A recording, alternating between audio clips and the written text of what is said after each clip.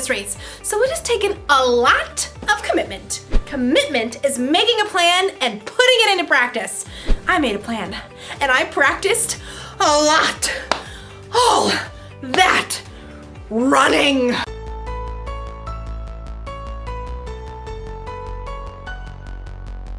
And strength training. And even training my brain. For a month, it's like training has been my life. Like, I thought about this race constantly. When I decided what to eat. Oh, when I chose how to spend my time.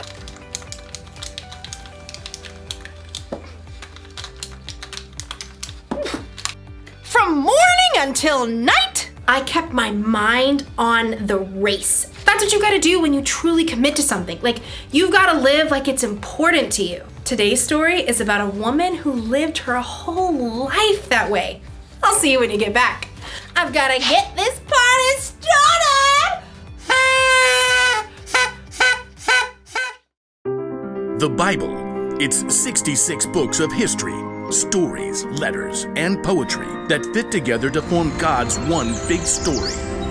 The epic adventure of how He created us and loves us so much that He made a way to rescue us. As we travel through the Bible, from Genesis to Revelation, we discover people who met God and found their lives changed forever. Now, for an amazing story, inspired by the book of Mark, chapter 12, verses 41 through 44. When Jesus rode into Jerusalem on a donkey the week before Passover, the crowds were excited. Hosanna! Blessed is the one who comes in the name of the Lord! Hosanna! In the name of the Lord! But the religious leaders were not. He's turning the world upside down. We'll have to fix that, won't we? All week, the religious leaders sent men to try trapping Jesus with trick questions. Teacher, is it right to pay taxes to Caesar? Every time, Jesus gave a wise answer that caught them off guard. Give back to Caesar what belongs to Caesar, and give back to God what belongs to God. Jesus knew the religious leaders were so puffed up with pride, they didn't want people to listen to anyone else. Jesus even warned the crowds about them. Watch out for the teachers of the law. They love to have the most important seats. They take over the houses of widows. They say long prayers to show off. One afternoon, Jesus and his disciples visited the temple. They sat down to rest for a moment across from the box where people came to put money they offered to God. Perhaps the disciples, mostly poor fishermen themselves, were impressed by the rich men giving gifts. Check out his robes. I think they actually might be silk. Jesus watched the rich men dropping handfuls of gold coins into the box. He knew that, like the religious leaders, they were proud to show how important they were. Check this out, world. Money, money, money. Always sunny in a rich man's world. Even though these wealthy men were giving impressive amounts of money, Jesus knew they had so much, this was easy for them. Simply a drop in the bucket.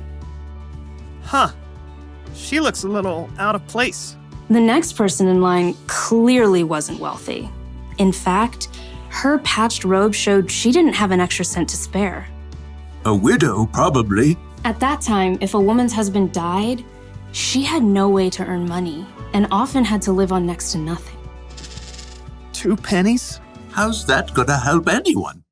Jesus was watching the woman too, but he saw something different, something more. Come over here, all of you. The disciples gathered around Jesus. What I'm about to tell you is true. That poor widow has put more into the offering box than all the others. Jesus' friends tried to sort it out. Excuse me, pennies versus gold? You couldn't buy an order of fish nuggets with that. Jesus knew what his disciples were thinking. The others all gave a lot because they are rich, but she gave even though she is poor. She put in everything she had. That was all she had to live on. Oh. When you put it like that. The rich men, like the religious leaders, were concerned with what things looked like on the outside. They didn't want to give in a big way that might force them to change on the inside.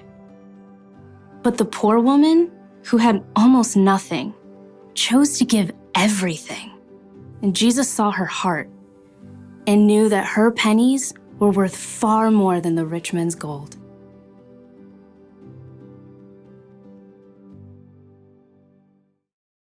Nobody else thought a poor woman giving 2 small coins was a big deal, but Jesus saw the truth. Other people gave because they were rich. This woman gave everything she had because she was putting her trust in God. She was living for Him. And that's something to celebrate. Woo!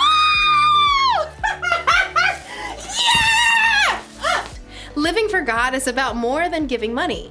It's about trying to include God in every part of your day. It's about asking yourself before every choice you make, does this honor God? I could copy my friend's homework or do the work myself, like I'm supposed to. I'm gonna do the work. Or ask yourself, does what I'm about to do show love to others? My friend didn't get me anything for my birthday. Should I get even by giving her nothing? Or should I forgive her? Well, I did already wrap it. She's gonna love it. If you ask yourself those questions, it'll help keep your mind on God.